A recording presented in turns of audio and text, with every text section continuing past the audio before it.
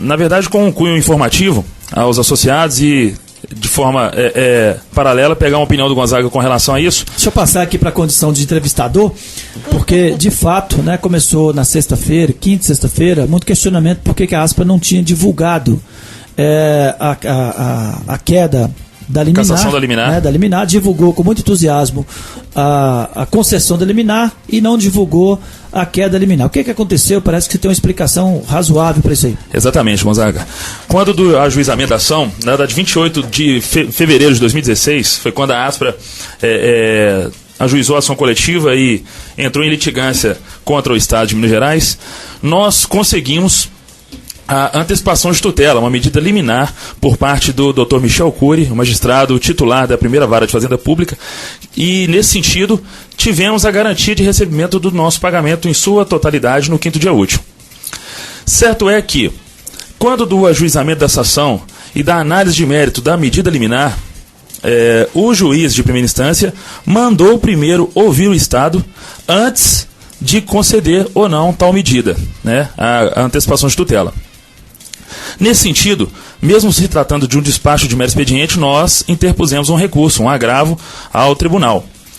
Na solução desse agravo ao tribunal, o desembargador relator, ele foi bem claro no seguinte sentido, que o nosso pleito, que a nossa ação teria argumentos plausíveis para uma discussão de mérito, mas que por hora não iria decidir acerca da antecipação de tutela, ou seja, da liminar.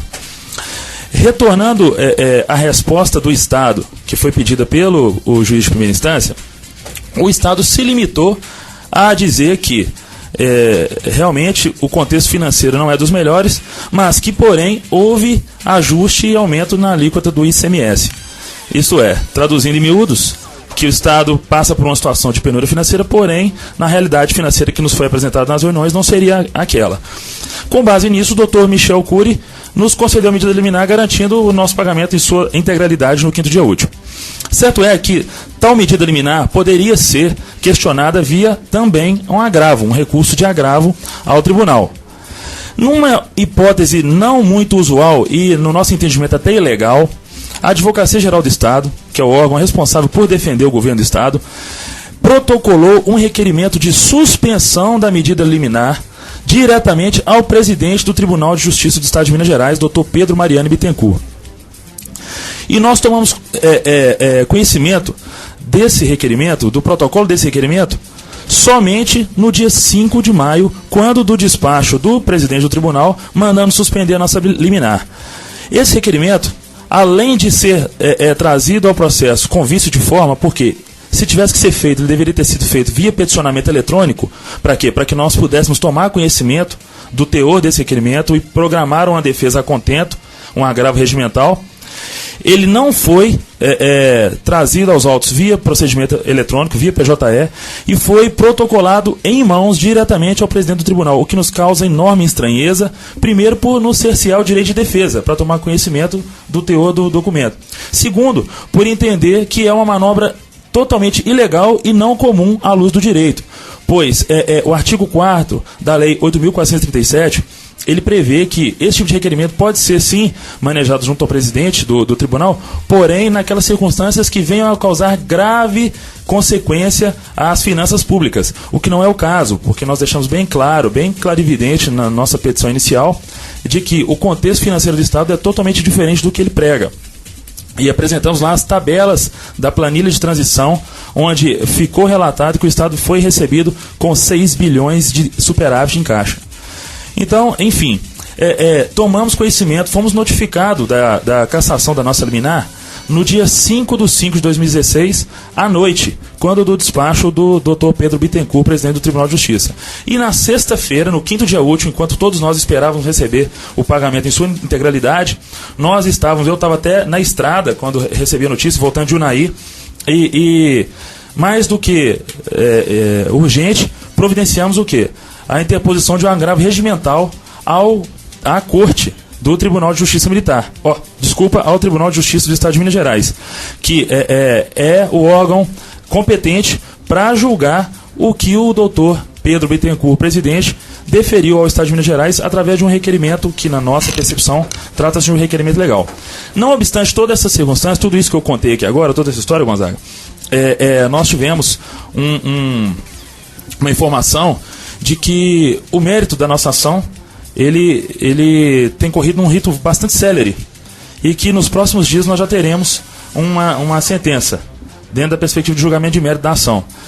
Nós entendemos como uma medida importante, interessante por parte da primeira vara de Fazenda Pública, porque são 17 mil, quase 18 mil pessoas que estão tendo seus salários parcelados e que estão vivendo também num contexto até de penúria financeira.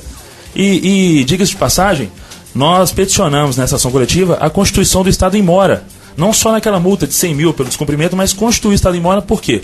Porque nós, quando da repactuação das nossas dívidas, também estamos pagando juros moratórios, também estamos pagando os encargos do atraso que nós temos que sofrer em função do pagamento parcelado. Mas, enfim, foi uma manobra inoportuna por parte da Advocacia Geral do Estado. Apesar de existir previsão legal e regimental, não caberia para o caso em tela, e isso só veio para reforçar que nós precisamos, mais do que nunca, estar atentos à capacidade de desdobramentos, de estratégias que o governo tem trazido para nós, tem nos colocado, e no dia 11, na quarta-feira agora, aumentar ainda mais a nossa capacidade de resposta ante a todos os desmandos do governo nesse sentido. Óbvio que, dentro do princípio do juízo natural, o presidente do Tribunal de Justiça optou por suspender a medida liminar. Nós entendemos que foi uma medida equivocada e vamos questionar. Certo é que na quarta-feira nós estaremos lá brigando e também nos próximos dias traremos uma notícia associada acerca do julgamento de mérito. Então, sim, nós sabemos que a ação judicial ela só é válida mesmo no transitado e julgado, é isso? Exatamente. Então, nós, policiais militares, lidamos com essa realidade todos os dias. Prendemos e por liminar sai, por liminar prende. Agora é o seguinte, a decisão do presidente do tribunal, pelo que você disse, não atacou o mérito da nossa ação, ou seja, não anulou, nem por hipótese, as argumentações que nós usamos, que a Aspra usou, e nem as argumentações que o juiz de primeira instância usou para considerar liminar. Então você está me dizendo que nós continuamos com esperança concreta, porque a segunda instância não questionou o mérito em nada da liminar, é isso? Exatamente. O despacho foi um despacho pequeno, simples, e em momento algum ele fez menção às argumentações que nós trouxemos em sede de petição inicial. Ele se limitou a suspender a nossa medida liminar sob o argumento de que poderia causar graves consequências às finanças públicas. E tem uma data prevista para esse... Na verdade, a gente não tem condições de trabalhar com data, dentro desse contexto técnico, judiciário, mas como temos um bom trânsito, uma boa relação no judiciário, nós sabemos que são questões que podem ser julgadas de forma mais séria por trazer grave prejuízo a um grande número de pessoas. Mas não podemos trabalhar com perspectiva de tempo. Não Sim. dá para trabalhar com perspectiva de tempo. Muito bom. E você acha que foi pessoal, Berlink, essa vamos dizer, essa confusão? Olha, eu não digo que seja pessoal. Nos causou estranheza. A Aspra foi pega de surpresa com essa decisão do presidente do Tribunal de Justiça.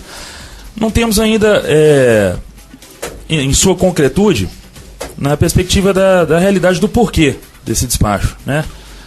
Certo é que nós conhecemos... O que tem é o seguinte, gente, muito claramente, o presidente do tribunal tomou a decisão política, atendeu o governador. Eu não ia falar isso não, sabe, Gonzaga? Enquanto operador do direito, eu não iria falar não. Mas nós sabemos, para preservar... Nós sabemos, porque se ele tivesse feito uma argumentação, por isso que eu fiz a pergunta aqui para você, se ele usou alguma argumentação do mérito do nosso questionamento... Refutando alguma, ele né? não refutou nada. Então ele tomou a decisão política usando do poder dele. Inclusive a mesma frase, né? Usou do poder dele de presidente do tribunal e atendeu para o presidente do outro poder, que é o governador. Eu ia me pautar aqui pelo artigo 17 da Lei 8.906, que é o Estatuto da Advocacia e o Código de Ética. Não falar mal de outro vereador do direito, nem tampouco da sua decisão. Mas eu não sou advogado, então tá certo? Mas eu não sou advogado, e fica muito óbvio isso. É uma decisão política que o governador tomou. Por isso que nós continuamos com uma expectativa de, no mérito, né? Porque aí no mérito o presidente não poderá adotar simplesmente questões raciocínios políticos. Ele terá que fundamentar. E como o fundamento que a ASPA apresentou e que o juiz utilizou para conceder a liminar não foram refutados, então continua a nossa esperança e parabéns para a ASPA.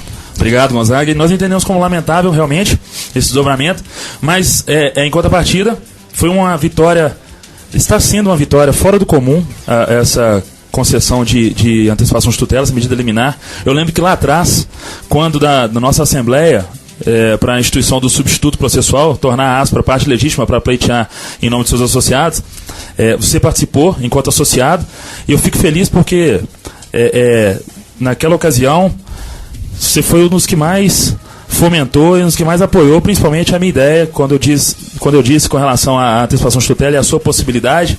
Eu lembro que você foi um dos que mais pautou positivamente, falou assim, não, se tem a possibilidade de provar o perigo de grave dano irreparável, o fumus boniuris e o perigo in mora, vamos, Berlim, que você deu apoio para mim. Eu sempre, como dirigente da ASPA que fui, obviamente que a gente tem que ter todo o cuidado para não enganar ninguém, né? Não usar de momento político, nem de crise para poder enganar as pessoas. E todos nós sabemos que a ação judicial é um risco, né? Por mais que você tenha clareza e convicções dos seus direitos, sim, sempre há alguém para julgar. E esse julgamento, ainda que seja técnico, ele se fundamenta às vezes em razões políticas. Então, a gente sempre sabe disso, a ASPA tem que ter o cuidado, todo mundo tem que ter o cuidado. Mas eu queria aqui reconhecer